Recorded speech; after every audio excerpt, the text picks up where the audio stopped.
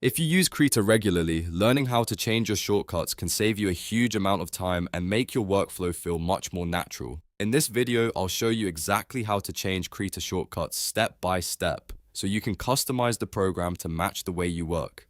This is especially useful if you want faster access to tools, menus, or actions you use all the time, or if you want to replace a shortcut that feels awkward or hard to remember. If this video helps, make sure to hit like and subscribe for more quick software tutorials like this. Alright, let's jump into it. First, open Krita on your computer. Once Krita is open, go to the top menu and click Settings, then choose Configure Krita. This is where Krita keeps all of its main preferences and customization options. After the settings window opens, look at the sidebar on the left and click Keyboard Shortcuts. This section is where you can change shortcuts for menu items and tool actions throughout the program.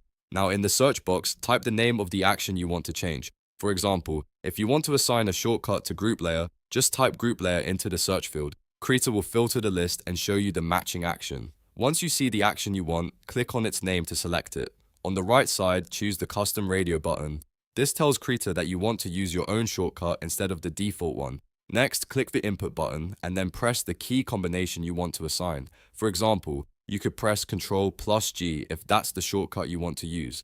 Krita will record the combination and display it in the shortcut field. Before saving, take a moment to make sure the shortcut you chose is easy to remember and doesn't conflict with something else you already use often. If everything looks correct, click OK to save your changes. And that's it. Your Krita shortcut is now customized and ready to use. The next time you want to trigger that action, just use the new keyboard shortcut you created. This can really speed up your editing process and help you stay focused on creating instead of clicking through menus. If this tutorial helped you out, go ahead and hit the like button, subscribe for more helpful Krita tips, and let me know in the comments what other software tutorials you'd like to see next. Thanks for watching, and I'll see you in the next one.